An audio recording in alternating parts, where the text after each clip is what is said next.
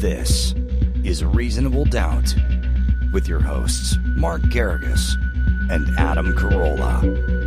Yeah, get it on. Got to get on. A choice making on mandate. Get it on. Welcome to the best hour or so in the universe. It's Reasonable Doubt. I'm Adam Carolla. That's Mark Garrigus in New York City. Miami, Florida, but I will have you know that I actually appeared in the Burbank courthouse virtually for a couple hours this morning and was able to do it from Miami. So what's better than that? What case were you working on? On the Tinhorn Flats. They had prosecuted poor Lucas, and so finally was able to get that matter, get him judicially diverted, which means that there will be no conviction and it'll obliterate his record. So he's got no record. When having to point out some of the infirmities, I was chuckling to myself, the irony that poor Lucas is having to go to the inside of a Burbank courtroom during the supposed Omicron raging out of control to answer charges about his dad serving food outdoors during the last wave. It just shows you the universe does have a sense of humor. Well, we can talk about the Supreme Court ruling that's going on, or at least the Supreme Court discussion that's going on as we speak about vaccine mandates. And my first question is how much, because it reminded me of your case with Tinhorn Flats. They had some sort of dubious notions about outdoor spread and outdoor dining and things of that nature. They've all been squashed and disproven. And the intelligent people knew nothing existed before the mandate went down. But one could argue the fog of war, blah, blah, blah. But as it pertains to the vaccine mandates, when the initial vaccine notion was rolled out and the idea was you're going to get vaccinated and then you won't be able to spread it to coworkers. And then some of the people said, well, if you're vaccinated, then what do you care? I mean, why are you endangering other people if you're vaccinated? And the science at the time was, well, you'll be vaccinated, but you can't catch COVID and you can't spread COVID. So we need a mandate because this vaccine stops you from spreading it and it stops you from catching it. Well, that was 5 months ago. Now, with the vaccine, you can catch it and you can spread it, which to me makes it takes the teeth out of the mandate. So how much? One thing. What's that? I'd add one thing to that.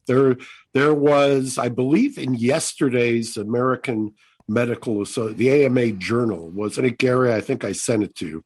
6 former advisors to the president came out, all people who previously have kind of adopted what I would consider the first iteration of we're going to flatten this out, we're going to get rid of this and just hold on tight, have now come around and are basically saying it's become evident that vaccine immunities do not hold on or aren't long-lasting. Obviously, it's self-evident when you're talking about a booster or a 4th shot.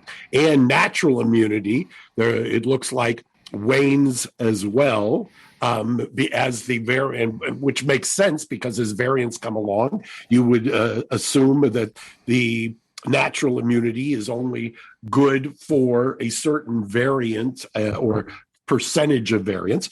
And so now they're saying we have to manage. This is the latest. And Gary, you might be able to quote some of it. Yep, I can read the quote. Stunning admissions. Yeah, the quote that Mark highlighted for me said this, quote, "The appropriate risk threshold should reflect peak weekly deaths, hospitalizations, and community prevalence of viral respiratory illnesses during high severity years, such as 2017 to 2018.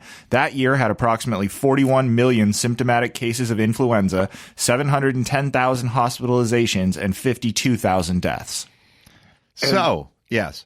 Yeah. Well, go on, because when I read that, I thought of you and you were and what your first reaction would be. But let me hear it. Well, whether it's natural immunity or the variants or the vaccine waning or cloth masks not being effective anymore, like all the stuff they were trying to cram down on everyone for the last 20 months has been basically incorrect. Closing schools down. I love to see everyone do the about face. The same people that were vigorously trying to close school downs are now vigorously explaining, Lori Lightfoot's screaming at the union, you got to reopen the schools. This is an outrage. It's insane how fast people can do an about face on this stuff. But it seems to me like all this stuff sort of helps the case of the people who are fighting the vaccine mandates. So as science changes, the case changes as well, or how say you? Well, I think that part of what's been reported, there's, I think, going on 3.5 hours today, and this is Friday, of arguments in front of the U.S. Supreme Court case or the U.S. Supreme Court on 2 different cases on the mandates. One is on the issue of employers with 100 or more, is kind of the OSHA question, whether OSHA can impose that. The other one is on the issue of whether if you're receiving federal money, that the feds can then compel you to do it. And so it sounds like, if you're going to read the tea leaves, that the latter one, receiving federal money, may get some traction. But it certainly, reading the tea leaves once again, sounds like in the former case with OSHA, that they're going to adopt some of the arguments that have made at the lower courts when they've enjoined that basically this is overreach by OSHA. And then Gary picked out one point of this, that they were asking the questions, and I believe it was either Alito or Kavanaugh. It was Alito. Was it Alito? And mind you, if this wasn't a left versus right issue, and you had somebody ask this question, you would say, "Hey, that's a smart question." But you can't say that if you're on the left or the right, because because you have to always look at it through your ideological prism. But he asked a question which I thought was pretty good, which is, has there ever been a case where OSHA is mandating something that does have a demonstrable, even though it's not overwhelming, but a demonstrable risk, medical risk? And how do you do that? Which kind of is the reason, obviously, that I perk up over that, is that harkens back to, as you mentioned, kind of the County of LA litigation that we did, where the judge was saying you've got to at some point do a cost-benefit analysis. You just can't keep doing what you're doing. I mean, I have said it once, I'll say it 100 times, that the trial court judge in the County of Los Angeles case, again with the engine company, was prescient. It's his 53 pages, if you read it now, going on 14 months later, is astonishing, where he laid out all of these things and what the problems were when you just issue these mandates. And by the way, we are now reaching a perpetual state of emergency. I mean, that was even mentioned by these various former Biden health advisors, that we are not going to be able to sustain a perpetual state of emergency. You can't do it. It doesn't have, there's absolutely no basis upon which to do it.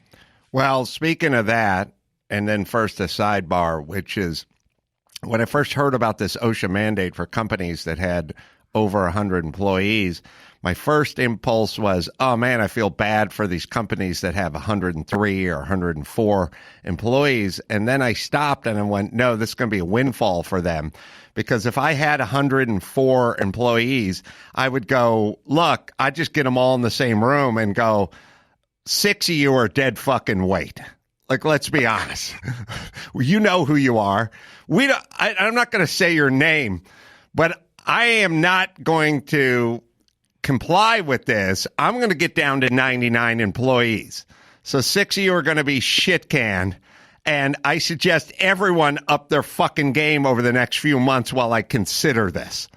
And I would use this I would make lemonade out of this.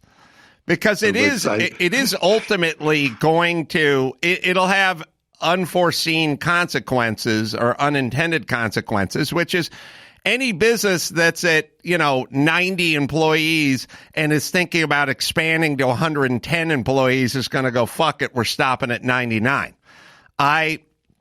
It's interesting, the number 99, because if you do enough theater and enough improv in Los Angeles, you will see many of what they call 99-seat theaters. They're all called, it's a 99-seater. There's no 103-seaters. There's 99-seaters, and then there's 300-seaters. So why is there a bunch of 99-seater theaters in Los Angeles? Equity waiver.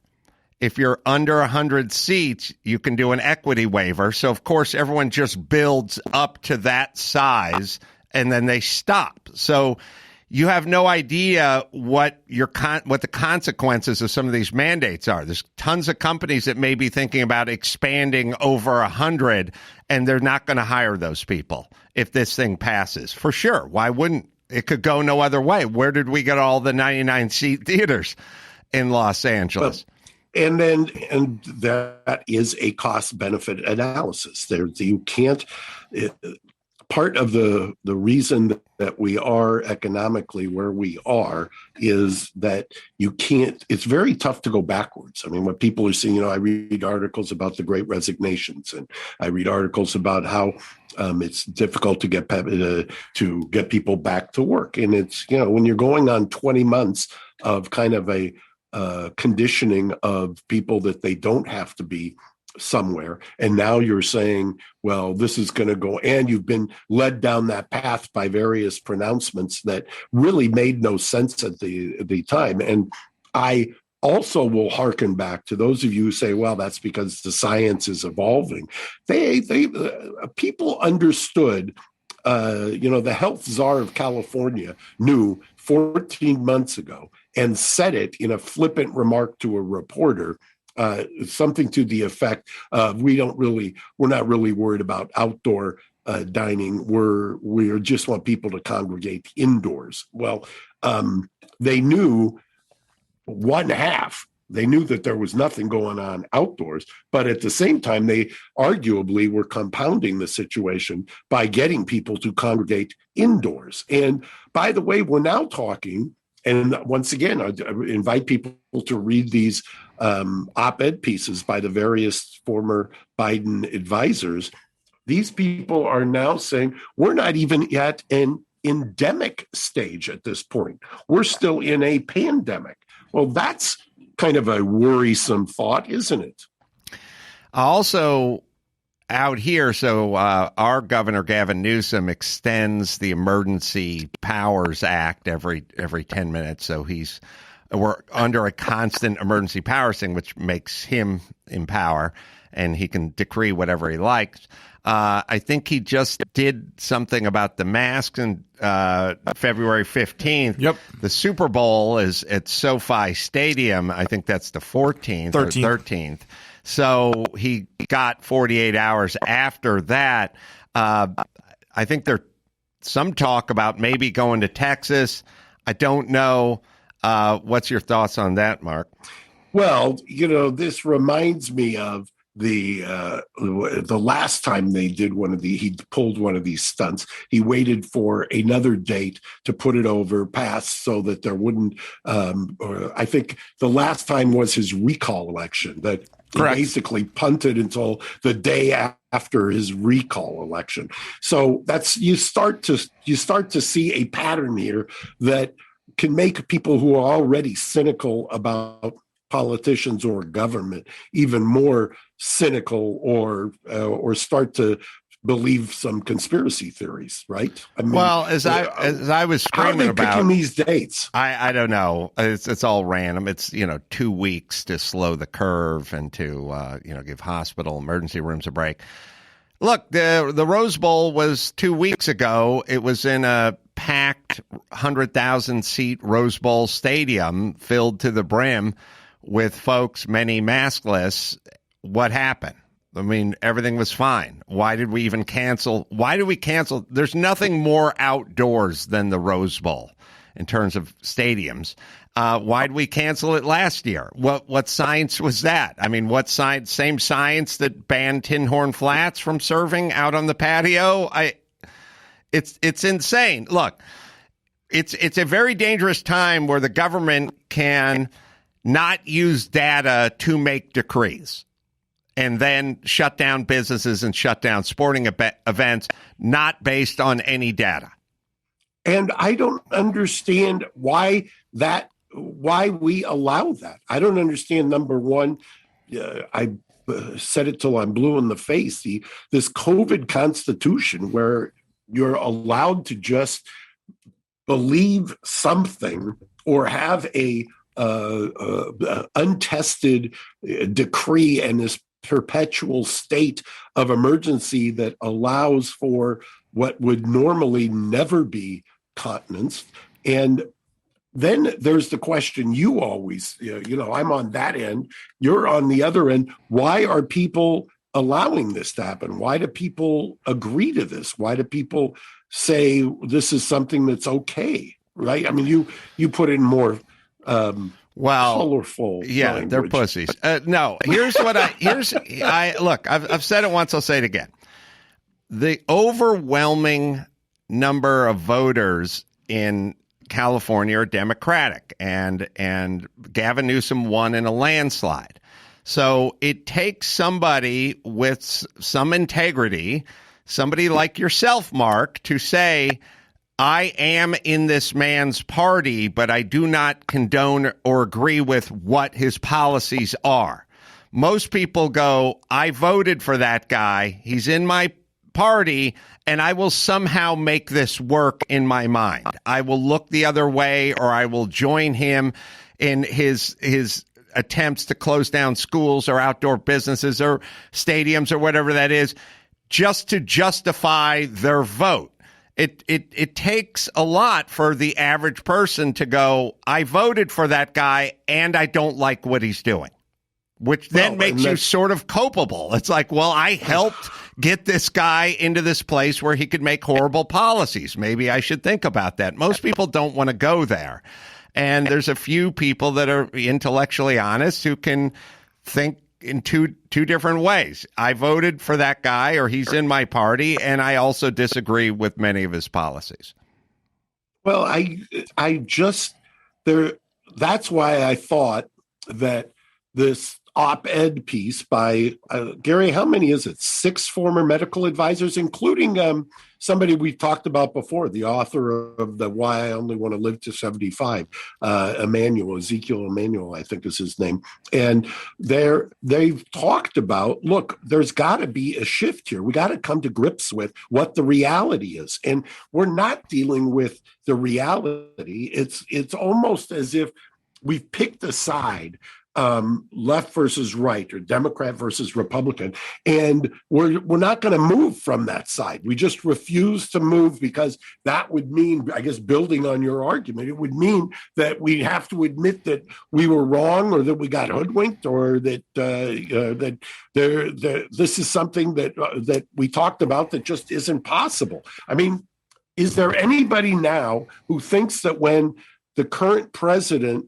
says we're going to beat this virus, or I think eradicate this virus, anybody that believes at this point, 20 months in, that we're going to eradicate this virus?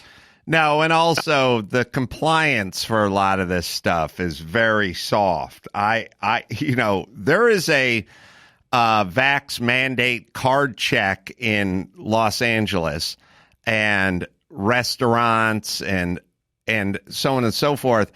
I haven't noticed almost any application of that. I went to the Supercuts about 45 minutes ago, and the woman said to me as I was walking in, she said, do you have your Vax card? And I said, oh, no, but I think I have a picture of it in my phone somewhere. And she went, oh, I believe you. And I sat down and got my hair cut. Like, I went into a sushi restaurant the other week. Same difference.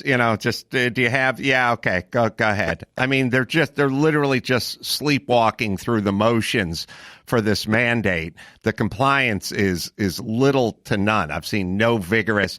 We're talking about SoFi Stadium. SoFi Stadium, you just walk through. You hold up. You don't even have to hold up your phone. You could hold up a flip flop, and the guy don't even have to this. You don't have to turn it on. If you took a flip flop and you cut it into the shape of an iPhone, and you just held it up as you walk, they just wave you right past. So you've lost the citizens. You know what I mean? Like, they are saying we're not in fear of this, because if you are in fear, you act as if. Well, right. And if you are in fear, you're going to get somebody like that woman that went viral on the jet, who was had to get carried off basically for hassling the guy who was eating and had his mask down or something. I mean, and then I've been wondering for the last 2 days whether that meme that you tweeted was real or whether it was sarcastic. Where, I don't know. That it just tickles me every time I think about it. Well, I mean, you think about, okay, you need to wear a mask for a Zoom meeting. All right, that sounds insane. But then you see footage, and I'm curious what you think of this. You see footage of Joe Biden alone on the beach playing with his dog wearing a mask. Now, there's two heads on that. One is it's obviously it's all for show. He's quadruple vaxxed, and it's a paper mask, which doesn't do anything for Omicron. And they've now, even the maskers have taken their foot off the fucking accelerator for 10 minutes and went, oh, maybe with the new variant, whatever. But one head on it is he is sending a message showing people, as an example, you need to wear a face mask. On the other hand, he's doing it in a very non-scientific way that doesn't make any sense at all, which sends a different message. So I think the problem with a lot of these guys is, they stand there masked up behind so-and-so while they're talking at the podium, and then they go up and they take the mask off. You cannot send all this crazy mixed messages. You just can't keep pushing it out there. You can't keep explaining that you should wear a mask when you're alone when it doesn't make sense, that you shouldn't have anyone over to the house, or we need for Thanksgiving, or we should close the school down. You've lost the attention of the people. I think that's what we're experiencing. What I experienced at Supercuts was a person who worked at Supercuts who didn't give a shit. That same person would have given a shit 18 months ago. Yeah, well, part of what you're seeing now, I think it's becoming somewhat accepted finally in the medical community, is this variant is highly transmissible, but is not as virulent. And by the way, we talked about this. You and I talked about this when South Africa started revealing their data and where this originated from. And so it looked like, yes, you were going to have these rapidly exponential growth in cases, but you weren't going to have the same death and hospitalization kind of growth. It wasn't going to track the way it did 18 months ago. Well, what does that mean?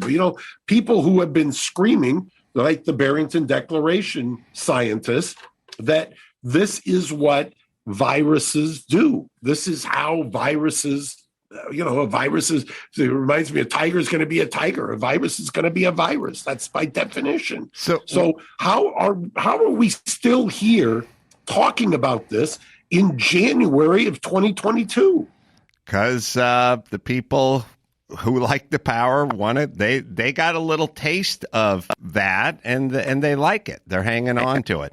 So what's your prediction for the Supreme Court? You figure the one that's taking federal money, that'll go through? Federal money, I think, will be probably will be okay, and the other is going to be enjoined. In fact, they were suggesting or talking a little bit. I don't know. Obviously, I've been talking to you, but there was a suggestion also of the Supreme Court imposing what's called an administrative stay, meaning they're not going to let it go into effect on, what was it, Gary, January 10th. Monday. That they were, so what they were going to do is, and I think they even asked the Solicitor General, what's your position on an administrative stay, which would mean basically that it can't go forward. We're going to call halt to this while we decide it. And I think that's what's going to happen. You're going to just see them say, basically, this is a judicial timeout until we sort through this and try to make some sense of what appears to be some contrasting and real issues. I mean, there are, whether you like it or not on the left, there are real the separation of powers issues. There are real constitutional issues, and it would be nice to at least have some recognition of that, I think, rather than just say, the headline will always be conservative court falls in line with Republicans who, sued to vacate the mandate. Well, okay, that may be true. However, look at what the issues were when they're saying, should there have been congressional action before the executive just took the action here? And I think that's one of the reasons that, and, then you ask the next question, if they counted the votes, didn't think they could get this through Congress, and that's why it was initially done by executive action through OSHA as opposed to going to Congress, which, by the way, at least until next November, the Democrats still hold both houses. So why didn't they go to Congress in the first place and get it done? Well, now turning the page to Ghislaine Maxwell. In that case, and the breaking news out of that, I know you have thoughts about that case. I have quite a few thoughts on that. I've been in this situation more than a handful of times. And when I say this situation, I'll set it up for those who aren't in the weeds on it. But she was convicted of 5 of 6 counts, I believe, shortly after the verdict. But obviously, before she's been sentenced and before there was any motion for new trial filed by the defense, one of the jurors went on I believe it was a British interview, a British-based paper. Gary knows, he The Independent yesterday on this, the Independent, and said that that a number of the jurors were bothered, and remember the defense in this case basically pointed out, starting in the opening statements, look, you've got 4 accusers that were picked by the prosecution. These 4 accusers had made statements that basically did not implicate Ms. Maxwell until Mr. Epstein died. Once Mr. Epstein died, there was an Epstein kind of defense fund, which all 4 of these people cashed checks from. And then they made statements that were at least refreshed or different than what they had said in real time going back various times. Okay, so you have that that was the defense. And the defense also called expert and suggested that a number of these memories would be suspect due to the passage of time.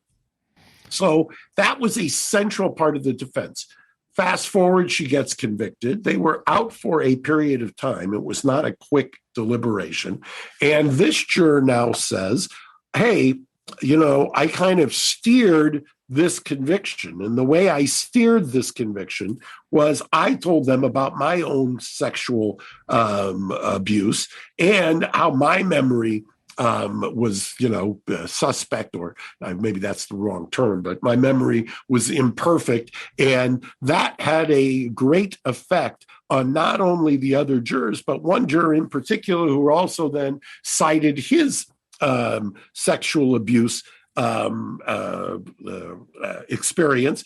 And that helped them fill in the blanks or the doubts, dispel the doubts that they had about convicting her. Now, you say to yourself, well, isn't that what a jury is supposed to do? They're supposed to deliberate. We bring people from the community, use common sense. Well, there's the reason that we have a juror questionnaire. The juror questionnaire, especially in high-profile cases, and I've been using the term stealth juror for almost 20 years now, is you ask specific questions because you don't want a juror going back there who becomes an advocate for the prosecution. That's not a juror's job. The juror is supposed to be a judge of the facts and take whatever the judge of the law gives them and apply that law to the facts. They're not supposed to be back there advocating for the prosecution to supply information that was not tested in the courtroom. So this juror, apparently on the questionnaire, although giving him the benefit of the doubt, nobody's released it yet, the questionnaire itself, but it's apparent that from the writings of the prosecution to the judge that this was not disclosed. Well, that's more than troublesome. I mean, you're talking about somebody who's been in custody for going on, I don't know, 20 this is months the prosecution to the judge or the defense to the judge? Prosecution wrote the letter to the judge to get in front of it, which is to get in front of stunning it. to me. Yeah, which is stunning because it's usually, by the way, if I had seen this and this was one of the jurors, a picture of a guy with a 30-pound cat. Yeah. 40. Can you imagine? This, I'm going to betray my own biases. This guy is not a defense juror in this case, okay?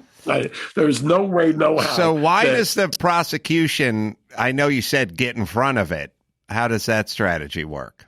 Well, they've asked for a hearing a month out, and they want to not allow basically anybody to contact the juror in the interim. And I think they're probably rightfully worried that there's a recent case that says that this goes directly to the integrity of the verdict. The Scott Peterson case, as you know, there's a current order to show cause being litigated in California by the trial court for a juror who doesn't even have the same fact pattern as this in this sense. This juror is now talking about how he used his experience to actually... so animated, he's punching the microphone. Because it just drives me crazy. It's like can you imagine if you're both the prosecution and the defense and the judge, you've spent all of this time trying to get this case to trial, to get it to a verdict of some kind, and then this comes out? Well, it's astonishing. So we haven't established it. First, I have a side question. If Epstein wasn't murdered or didn't kill himself, would we be having the Maxwell trial? Or did it just shift from him to her? Yeah, the cynic in me says no, you would not. That the idea of trying her with him made very little sense from a prosecutorial standpoint. You might have if he had been convicted and if the evidence had come out at his trial differently than what had been known. But remember, much of the Maxwell evidence, if you believe the defense, was developed after his death. So after Epstein died, then evidence incriminating Maxwell was developed. Well, they would have gotten her to flip on him, right? If Correct. He went to trial. So correct. I mean, that would have... all her jeopardy is because he's dead, essentially. Well, it sure looks like it. And then there's also the question, you've got the trial judge has been appointed to the circuit court. So it was very interesting, at least for inside baseball, to see whether she expedites a ruling or a hearing so that she can move on and get to the circuit court, because there are vacancies there. And obviously it's helpful to have a full roster on the circuit court, or whether she decides, no, she's not going to dump this on somebody else. Those are parts of the thought processes that all judges go through. They don't want to leave another mess to somebody else to clean up. So what do you do in that case? Well, so let me just be clear. If you were doing jury selection and they were filling out paperwork, you would specifically ask, were you ever the victim of molestation or sexual abuse? Absolutely. Sexual harassment, sexual abuse, molestation. Do you know somebody who has, or somebody and close to you? That would almost automatically eliminate them if you were doing jury selection?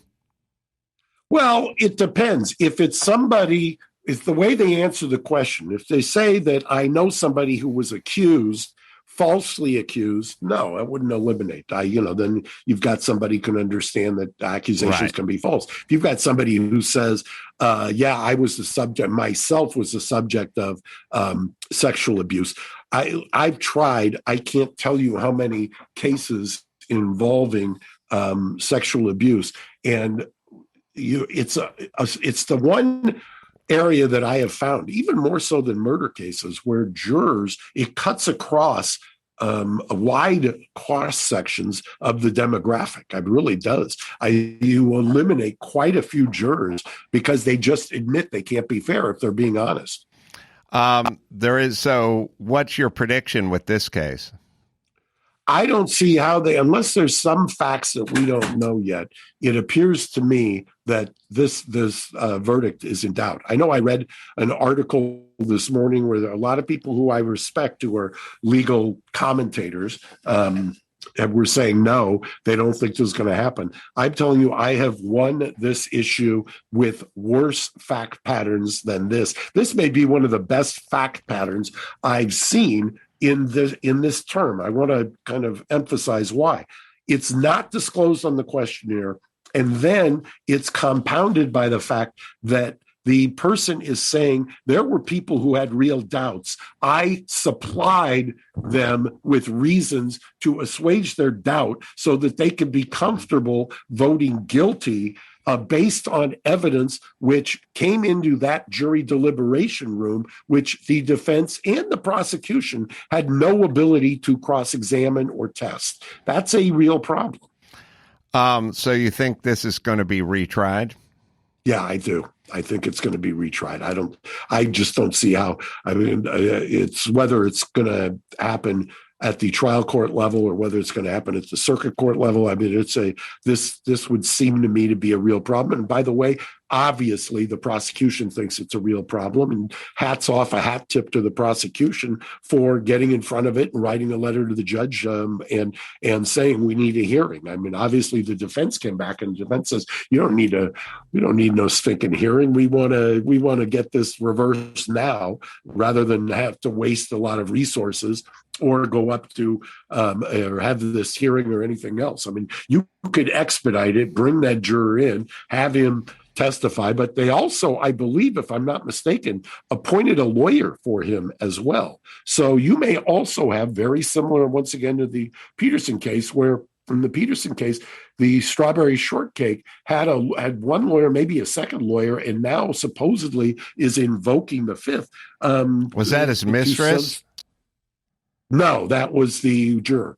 Oh, strawberry shortcake. Strawberry shortcake. What are the instructions to the jurors after they render a verdict? Well, it used to be in the ninth that they restricted, you couldn't talk, you couldn't do this, and then that was declared unconstitutional. There's no restriction that I'm aware of that you could not talk to the press. There are in other circuits restrictions against talking to the jurors, meaning I wanted specifically in one case that ended up getting reversed. One of the ones I was thinking of, they had a extra judicial communication with a prosecutor from another agency. I wanted to interview that juror. I was not allowed to under the local rules in that particular circuit. So it varies to some degree. In the turnabout is fair play, or basically the same thing in the other direction. And I don't know how this one played out, but some years after the OJ trial, they interviewed famously one of these semi-elderly black women who was a juror, and she just went, it was payback time for Rodney King, essentially. I mean, she just said it flat out. I don't know if you've ever heard that. I've heard it. In fact, it's funny you mentioned that because I watched the other day. I binge watched the TV series, right? For People a completely different OJ, reason. But isn't that the same thing remember, in a different direction? Yeah, but the one thing, there's two things that can't be appealed in the criminal justice system. One is the pardon power, and the other is a not guilty. So if a juror got on there and did the same thing, you had a stealth juror in the other direction. And I've had that also. I had a case in downtown LA. I won't give the particulars about it, but it was 11-1 for guilt on about 60 some odd counts, 50 some odd counts. And the judge called us up and afterwards and declared the mistrial and said to me rather pointedly, and I have a great deal of respect for him. He says, "I don't think that was based on the evidence." And and I think he was probably right. I won't tell you why I think this juror held out, but it probably wasn't based on the evidence. So you won the case based on the one that was holding out, and maybe it wasn't all evidence based. Correct. I think that's a fair statement. On occasion there are benefits. Hey Gary, I want you. I'll buy you a little time with a Geico read, but I was on the January 6th subject's been making the rounds, dominating the news as we record this. I think it was yesterday. Is that? Wait a minute, this is coming out today, right? Yeah, this comes out tomorrow, but we record Friday, yesterday, right? And there's a lot of talk, and that story of the one big guy with the MAGA hat who's agitating for everyone to go up to the, Ray something, and the sort of suspicious circumstances with that guy, how he fell off the FBI's 20 most wanted list, and how come we don't know who that guy is, even though we know his name. And there's plenty of footage of him saying, we got to march to the Capitol and you come with me and it's that way and everyone go and let's get in there. Now, Ray Epps. But by the way, while you're looking at that, also pull up I meant to send you this, Gary, the Tucker Carlson Ted Cruz encounter yesterday. Yeah, that was a good one. So obviously in a world where they're going after every human being that had anything to do with anything in that day, even remotely, and nobody shot anybody, or at least no MAGA people shot anybody, and there's not a lot of weapons or violence. There's some, but there's not a lot of meat on that bone. They're really going after instigators and agitators and people who were saying march and go and take it. Why is this guy off the list? And it seems pretty apparent to everybody that he was an FBI guy who was agitating, just like the Gretchen Whitmer case where they found out, the governor of Michigan, where they found out in her kidnapping plot, half the guys involved with that were informants for the FBI, which sort of doesn't make it not true, but it sort of makes you wonder a little about government involvement.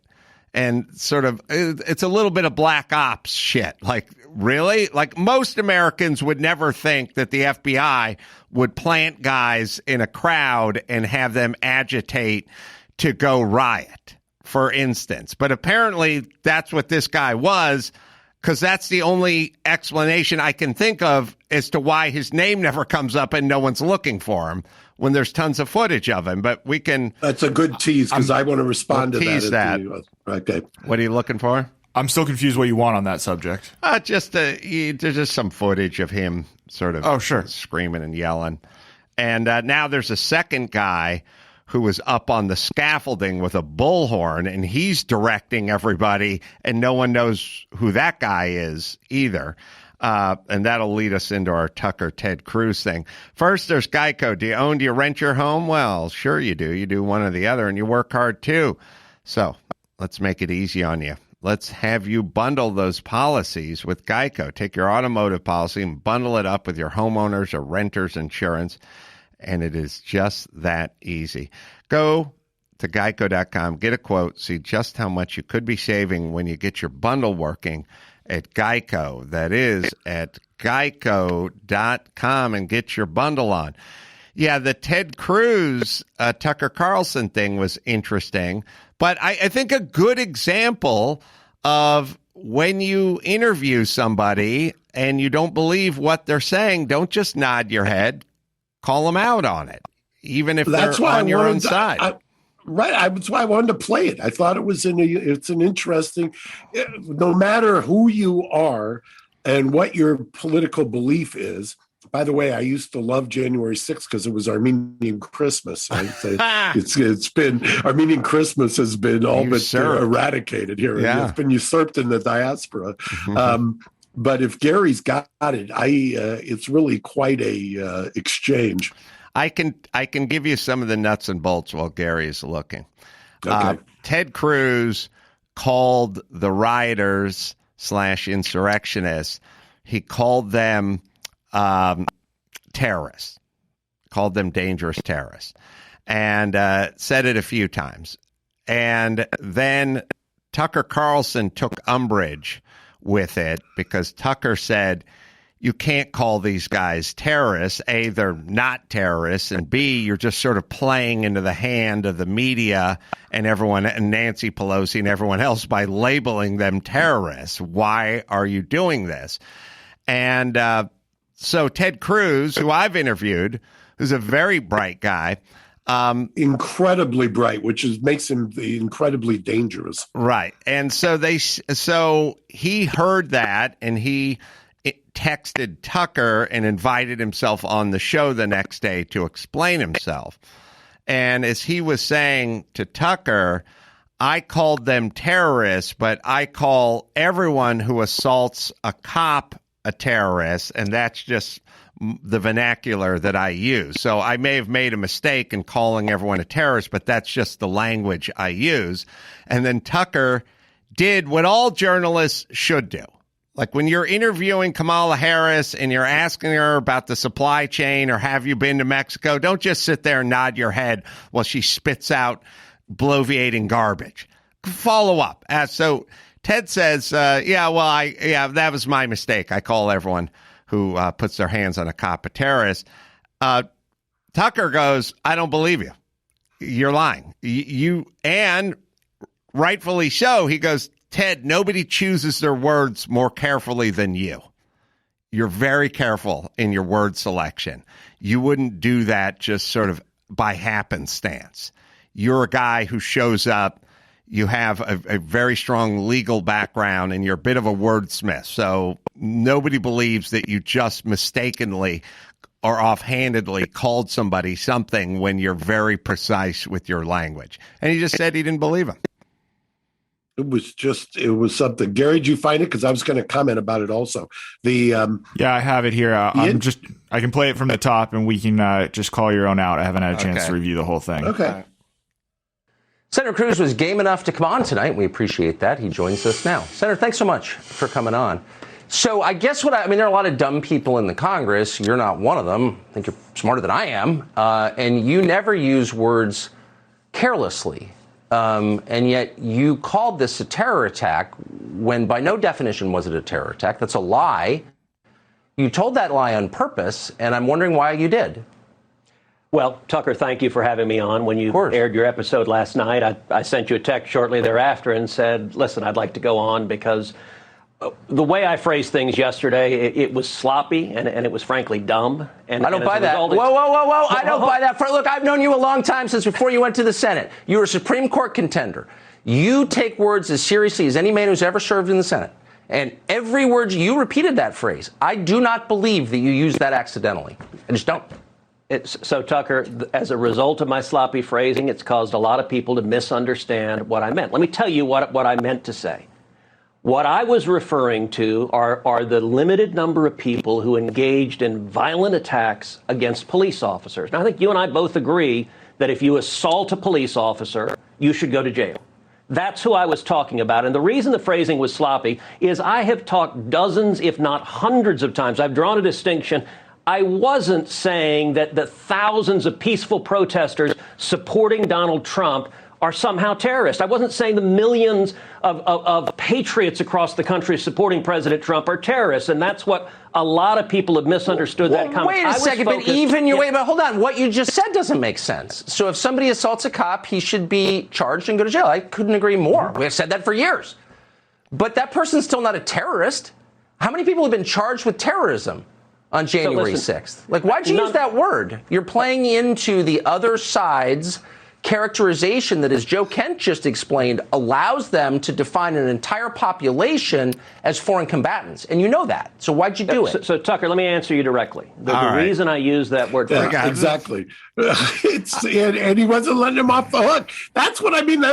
You got to give him credit. It's a good cross-examination. I probably would have asked a couple more questions about, but by the way, were you worried? And is the reason you used that language because you were worried that you at some point were in the crosshairs of some investigation because of your inflammatory remarks on the 6th? And were you trying to distance yourself?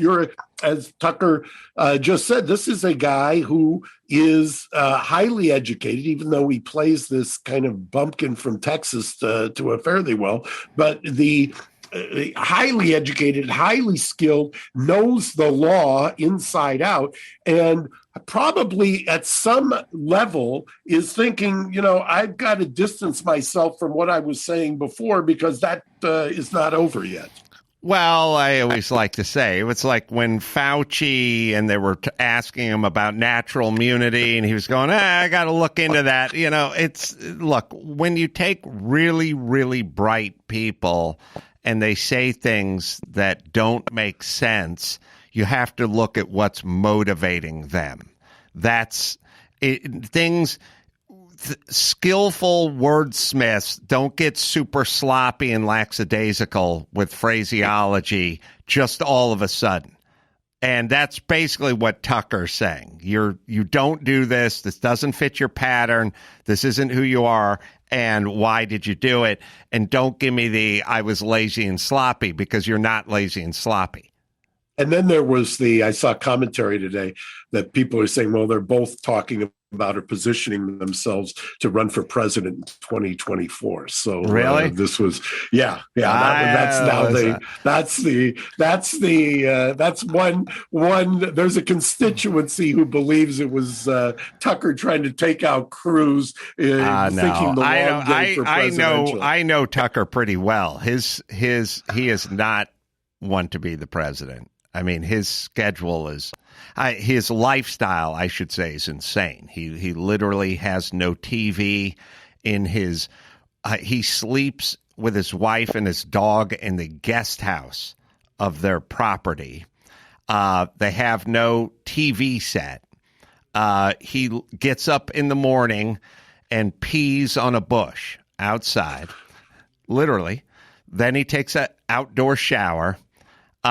Then he sits in a sauna for an hour, and he composes his monologue, and then he rides his bicycle in flip-flops to the studio, which is near his house, which is undisclosed. I've been there, but you from the outside, they blindfold you and twirl you around before they take you there. It looks like a sleepy beachside village in a tourist town. It's nothing like what anyone thinks. His schedules, I mean, his lifestyle's insane. He literally doesn't turn on it. He doesn't own a TV set. It's a bizarre. It is so different than what you would ever imagine or expect. So he has, the thing about Tucker's, he just has a strong intellectual honesty. People are like, oh, fuck that guy, or that guy's hateful, or I disagree with him. You may, and he may be wrong about certain things, but he believes everything he says. That's who he is. Something that was interesting to me when I was reading about him was he has I don't know if affinity is too strong, but he respects Rachel Maddow, who is obviously a competitor on a different network, and respects the way she crafts her kind of monologue arguments and watches her. And I don't think he was blowing smoke. I think he recognized that somebody who had a completely different ideological viewpoint was able to craft. I've often said about her that she would have made a very good lawyer in terms of her ability to put together arguments, persuasion, weave in humor, things like that, which is something he obviously values as well, because he watches her, admires her, and I don't know if it's reciprocal. I've never read whether she watches him as well. Yeah. Well, she might, but I don't think she's going to say it into a hot mic. He also he thinks of himself as a writer. He does not think of himself as a newscaster or political personality. He literally thinks of himself as a writer. He sits and writes his show out every day, just sits alone in his sauna. All right, we have the Ray Epps minute and 17-second video, and I'm curious. I know I've brought it up before, but Why are we not looking for this guy, and why don't they care about this guy? I know. In fact, tomorrow, I don't even like to say it because I'll be arrested. Well, let's not say it. We need to go. I'll say it. All right. We need to go in to the Capitol. Let's go! So I'm going to put it out there. I'm probably going to go to jail for it. Okay? Tomorrow, we need to go into the Capitol. Into the Capitol. Peacefully. Fed.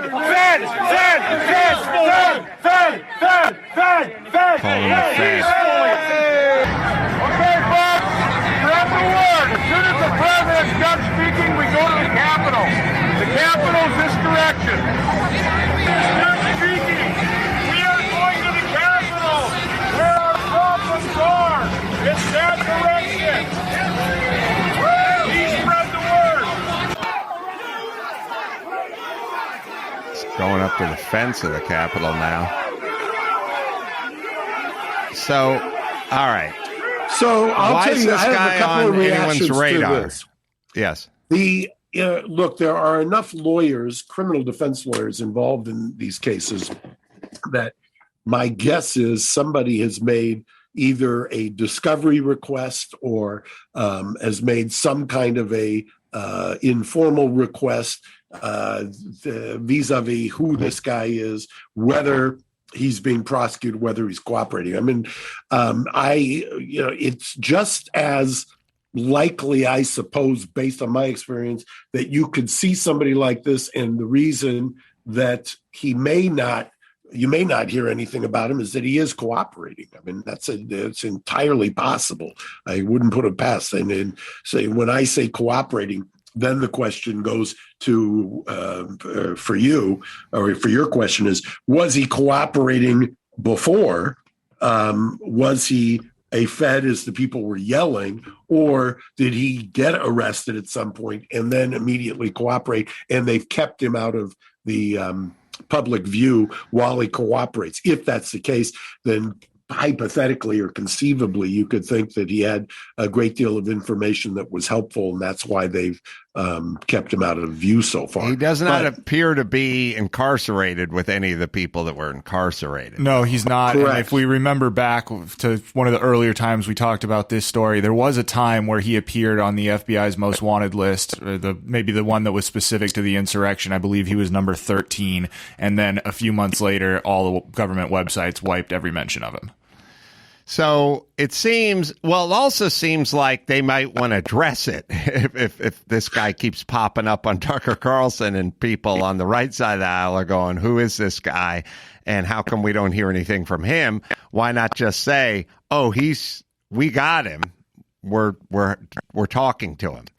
I would have never thought this way if I didn't hear about the old Gretchen Whitmer thing. It seems to me like he was a plant. The guy standing next to him seemed to understand when he started yelling "Fed." immediately that this guy was an agitator that was inserted into this crowd.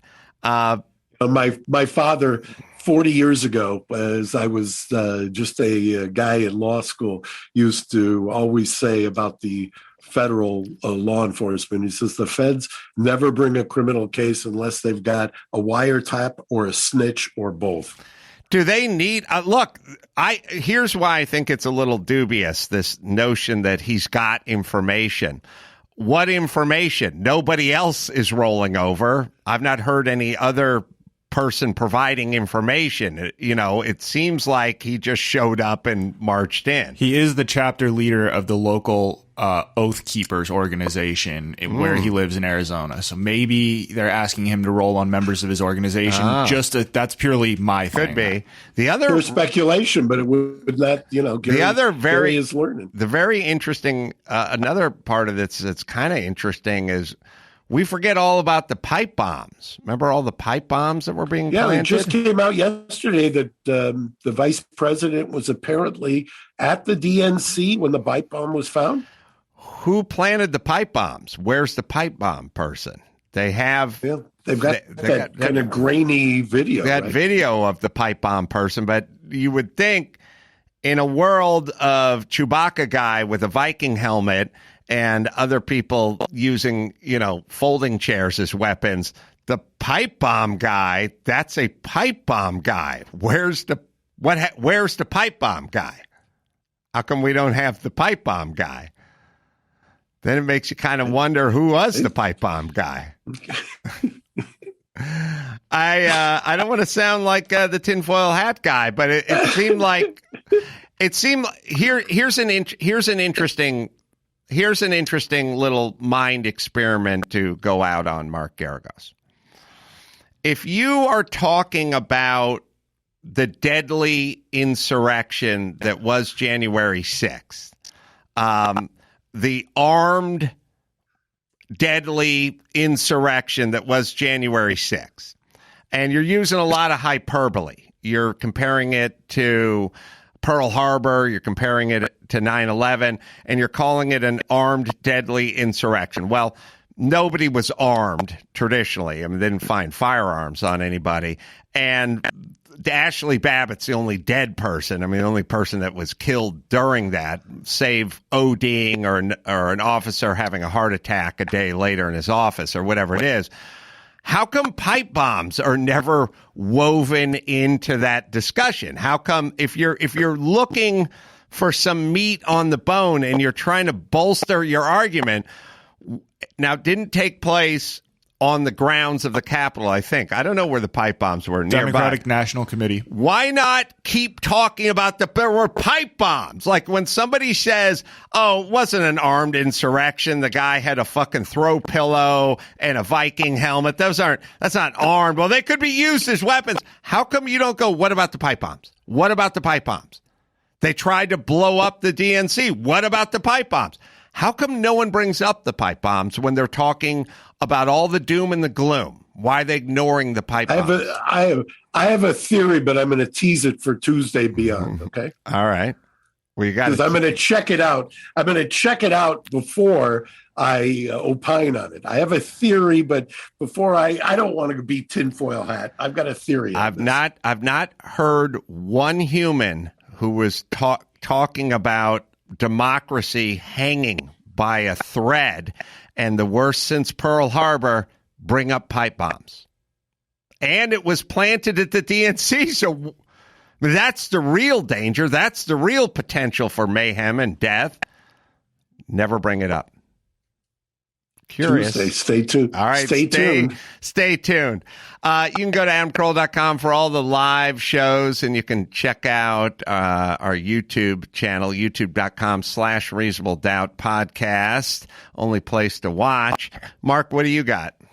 Well, we are pleased to announce that Gigi's at the V Palm Springs is featured on the cover of Palm Springs Life digital magazine today. And so stop by there. Also, we've got Casa Tropicana with Pierside restaurant downstairs. If you're in New York, go by one of the Provas. And if you're in downtown LA, 10E or Engine Company 28. So, until next time, Adam Carolla for Mark Garriga saying, Mahala. Thanks for listening to Reasonable Doubt. Tune in next Saturday for an all-new episode.